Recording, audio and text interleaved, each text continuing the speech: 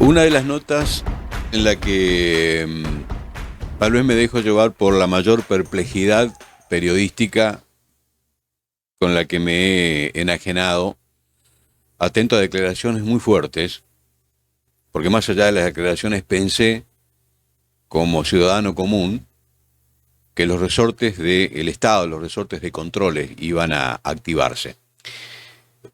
Estamos, y tengo en pantalla a un juez que sentado, por decirlo de manera simbólica o explicarlo de manera simbólica, en el trono del mayor poder del Poder Judicial, quebrado moralmente o, eh, perdón, moralmente, emocionalmente, denunció que lo apretaron y conforme a esto debió dar un paso al costado y renunciar a una causa muy particular, muy singular.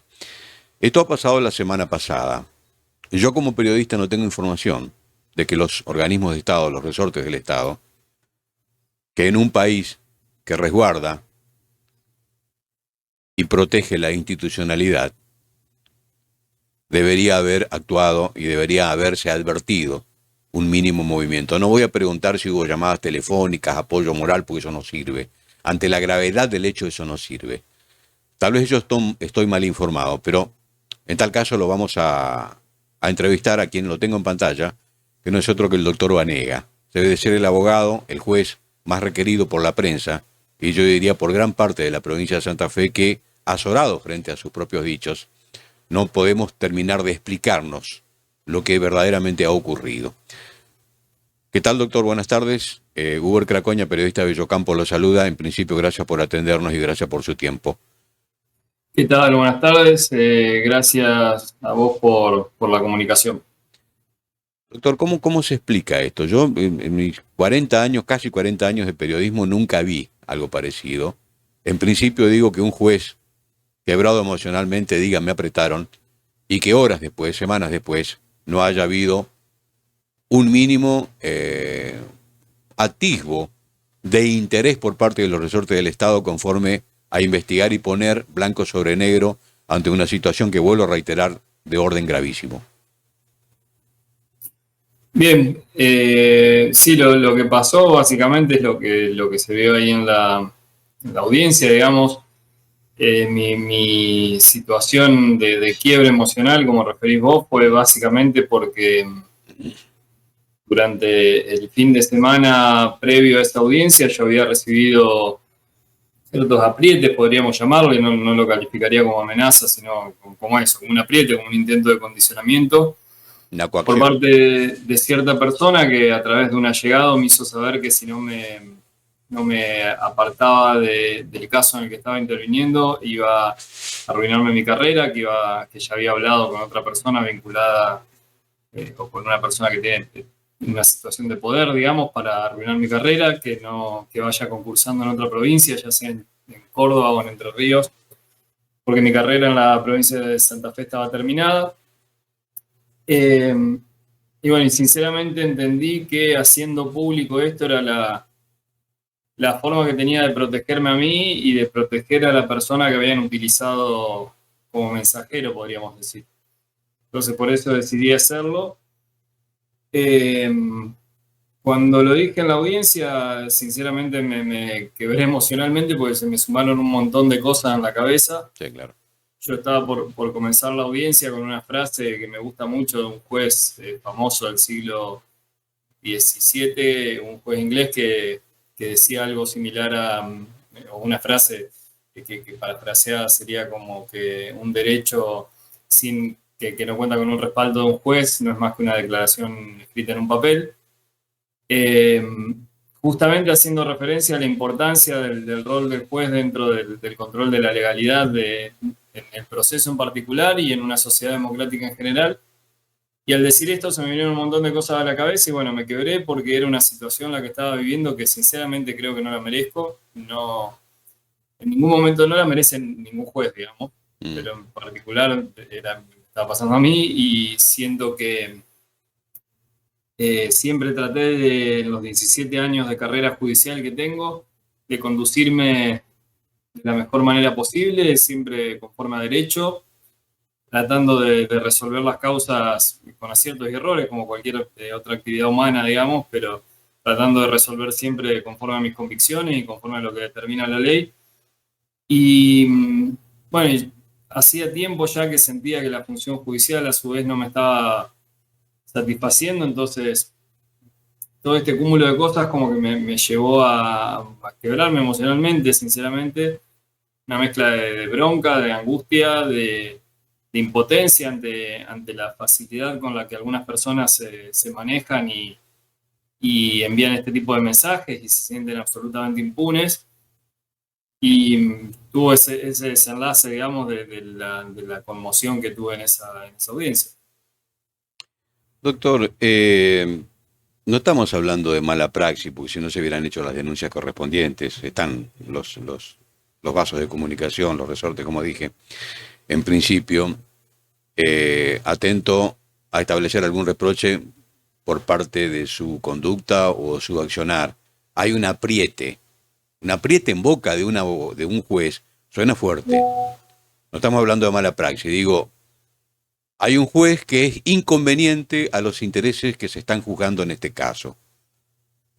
No es un tema menor lo que estoy definiendo.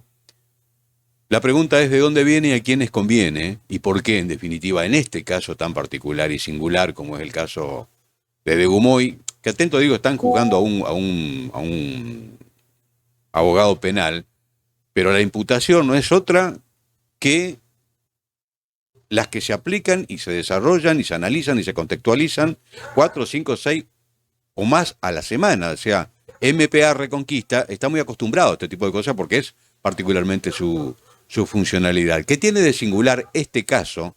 Y vuelvo a reiterar, discúlpeme el término, la palabra apriete en boca de un juez. Insisto, no estamos hablando de un reproche atento a que se dudó de la honestidad o de lo que fuera el doctor Banega. No hay denuncias respecto a esto. Hay un apriete cuasi mafioso. ¿Qué nos puede explicar o adelantar en tal caso o profundizar sobre esta cuestión? A ver, es como vos decís, de hecho el intento de apriete llegó durante el fin de semana, como te decía. Yo en un principio traté de restarle importancia, si bien obviamente lo comuniqué con amigos, con gente vinculada a mi trabajo, los puse en conocimiento, les pareció sumamente grave la situación, me dijeron que había que necesariamente ponerlo en conocimiento de la Corte Suprema y ver qué hacer. Pero en lo personal entendí que le iba a restar importancia porque no quería, sinceramente, sumar o ensuciar este proceso de ninguna forma. Pero bueno, el día lunes por la tarde ya comenzaron, el día lunes por la mañana en primer lugar se presentó una recusación absolutamente infundada contra mi persona, utilizando para pretender apartarme del caso por parte del Ministerio Público de la Acusación, expresiones que yo había tenido en privado con los fiscales, concretamente, sí, expresiones que podrían considerarse quizá inadecuadas. Concretamente yo le dije que eran unos pelotudos, lo digo porque es algo que surgió en la audiencia, sí, por cómo estaban llevando adelante los allanamientos y de la forma en la que lo estaban haciendo, que iba a ser todo nulo si iba a ser invalidado si seguían haciéndolo así, porque lo estaban haciendo sin control de la defensa, que era una de las condiciones que yo específicamente había puesto en mi autorización de allanamiento para que se realicen el ingreso a los estudios jurídicos y a los domicilios de estos abogados. Y bueno, y por parte del Ministerio Público utilizaron estas expresiones que, insisto, yo las dije en privado y en confianza, y con eso trataron de apartarme del caso. Lógicamente entendí que no había motivos para que me apartara del caso. De hecho, rechacé la recusación, pero aún así decidí voluntariamente yo hacerme un costado hasta que la Cámara resolviera si estaba fundado o no el pedido de recusación, porque no quería dar lugar a ningún tipo de suspicacia, ni malentendido, ni nada. Entonces, voluntariamente me corrí del caso y entró en mi lugar el doctor Basualdo, que era quien estaba de turno ese día. Pero el día miércoles, bueno, por la mañana la Cámara de Apelación confirmó mi resolución diciendo que no había motivos para que la recusación que habían intentado era infundada y que volviera a intervenir. Y dentro de este contexto es que se da lo que pasó en esta audiencia que se hizo pública, digamos. Ujú. ¿Cómo puede seguir, digamos, con estos antecedentes tan particulares la causa casi como que no pasa absolutamente nada? Digo, en términos técnicos. No, a ver, en lo personal, esa audiencia se desarrolló más allá de esta cuestión que podríamos considerar anecdótica de mi conmoción y demás, se desarrolló, resolví lo que entendí que correspondía por derecho, que era Mm. autorizar las pericias de los teléfonos celulares del imputado y sus abogados, pero limitada exclusivamente a buscar imágenes y videos sin permitir ningún tipo de injerencia en cuestiones relativas a comunicaciones abogado-cliente, lo cual son comunicaciones sumamente sensibles y no estaban dadas, entiendo, las condiciones para autorizarlas. Y obviamente esto genera una situación a la cual nunca deberíamos haber llegado.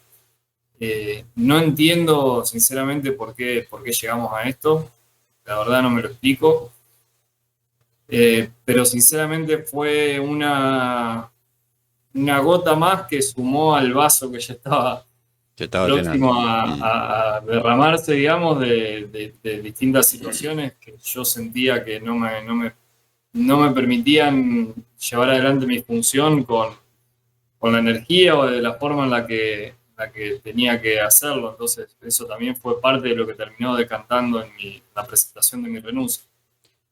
Yo hablaba de perplejidad cuando comencé la nota. eh, y está siendo entrevistado con el rigor periodístico de quien denunció toda y cada una de las causas que han generado los escándalos desde el MPA en el norte de Santa Fe. Cuando yo veo a un juez quebrado diciendo que lo apretaban, le puedo asegurar que mi situación, absolutamente vulnerable porque soy un ciudadano común, me llevó a pensar en muchas cosas, ¿no? Digo, si hacen esto con un fiscal, ¿qué me puede esperar a mí si me ponen en el objetivo? Hay un poema de Borges que dice, cuando habla del ajedrez, que Dios detrás de Dios la trama empieza. Apretar a un juez no es algo con el que uno pueda advertir que no hay riesgos y no hay costos. Sin embargo, lo han hecho. ¿De dónde viene la impunidad, doctor? ¿Del Poder Judicial, del Poder Legislativo, del Poder Ejecutivo? ¿Quién mueve esa mano? Porque no creo que los fiscales tengan tanto poder para apretar a un fiscal, a un juez, perdón, a un juez de instrucción impecable como su actividad en el orden legislativo. ¿Quién está detrás de esto? ¿Quién sospecha usted que viene a manejar esta trama de Dios detrás de Dios? No, mire, yo sinceramente no sé, o sea, sé concretamente quién fue la persona que me envió el mensaje.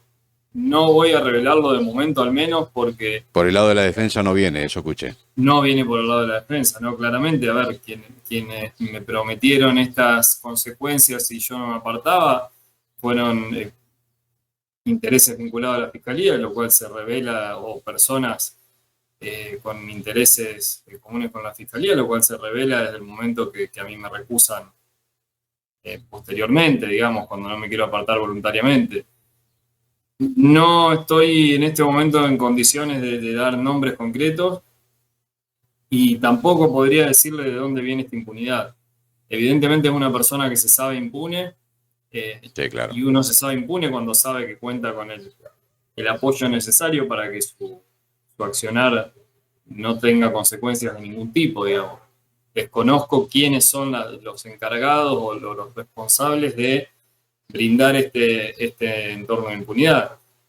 Parte también de mi situación es de lo que me terminó de empujar a querer no estar más en este ambiente fue justamente esto, sentir, bueno, siempre he hecho las cosas bien, como te decía, siempre he tratado eh, de actuar conforme al derecho y conforme a alineamientos morales bastante claros, digamos, y ver que hay gente que puede actuar de esta manera y sin ningún tipo de resquemor, digamos, la verdad es como que me produjo cierta sensación De no sé, vulnerabilidad, ¿no? de vulnerabilidad y de sentir también. yo en ese momento sentía, bueno, mi buen nombre está puesto en manos de alguien que pueda actuar Claro. así sin consecuencias. Entonces digo, ¿por qué me tengo que someter a esto si nunca hice nada para que esto sea así? Entonces, esa fue la situación, básicamente. 2014 se inauguró este nuevo sistema, habíamos dejado un sistema inquisidor, muy malo. Hoy nos encontramos con un nuevo sistema que nos arriba a una situación extrema. Barraguirre, procurador de la Corte Suprema de Justicia, y otras autoridades que deben intervenir o deberían ya haber intervenido, ¿qué se advierte sobre el particular? ¿Hubo denuncias? ¿Hay interés en saber qué es lo que pasó? ¿El sistema protege, digamos, a un juez que denuncia haber sido apretado? Mire, yo de esta situación di conocimiento, por supuesto, a la Corte Suprema antes que a cualquiera. Uh-huh. eh, y entiendo que están arbitrando los mecanismos necesarios para ver cómo solucionar esta situación, digamos. Pero no es salvar al doctor Banega, es salvar al sistema. Acá estamos hablando No, por de una supuesto, y te soy institucionalidad sincero, vulnerada y dejada en extremo, no digo al borde del escándalo. Ya superó las instancias del escándalo admitido y permitido. Es una locura lo que está pasando. A eso me refiero. sí, y te soy sincero también, la situación o la intención esta a su vez de concretar lo que es mi renuncia, lo hice también para que en ningún momento pueda haber ningún tipo de duda Claro. que acá no es que me esté interesando a mí o que hay un interés personal o que hay una cuestión de que la Corte quiere proteger a un juez. O sea, yo ya hoy mis días como juez los tengo contados por decisión propia y me voy a ir en cuestión de meses. Pero sinceramente no podía dejar pasar esto y visibilizarlo porque realmente creo que nuestro sistema judicial se merece algo mejor que lo que tenemos hoy en día. A ver, llevo, como te decía, 17 años en la justicia, he transitado desde empleado de mesa de entrada, sumariante, secretario, luego juez.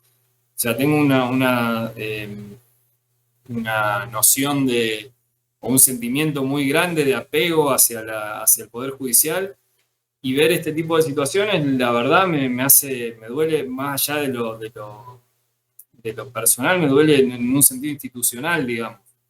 Y no podía dejar de visibilizarlo, y a la vez creo que correrme de mi cargo me ayuda también a poder cuestionar estas situaciones sin que haya lecturas por ahí de, bueno, lo está haciendo para algo. Yo la verdad no tengo nada para ganar con todo esto, al contrario, lo único que tengo es cosas para perder, porque de hecho me llevó a terminar de decantar la decisión de renunciar a un trabajo que quizás sea el sueño de muchos, y es así. Pero bueno, yo necesariamente creo que esto tiene que ser un antes y un después en la justicia santafesina y en la forma en la que se llevan adelante los procesos penales, fundamentalmente. ¿Tiene mayor costo denunciar mala praxis del MPA y de los fiscales que haber que apretar a un juez? Es una pregunta Yo hasta ahora casi chabacana, pero tengo que hacérsela. No, yo a ver, nunca he denunciado a ningún fiscal. Sí, les he llamado la atención quizá en alguna resolución. Vimos ese video.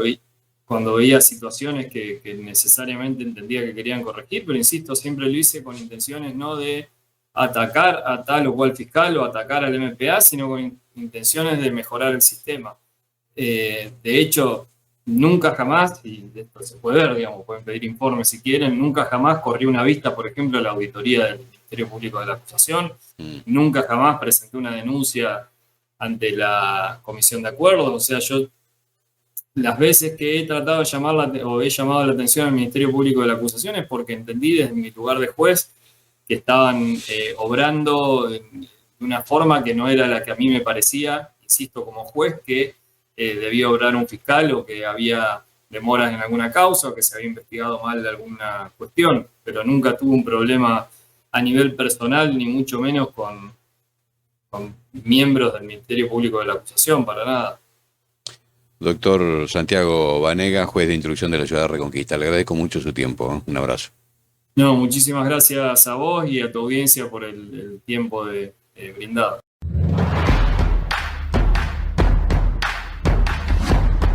PNM. Realidad, análisis, notas y testimonios. PNM.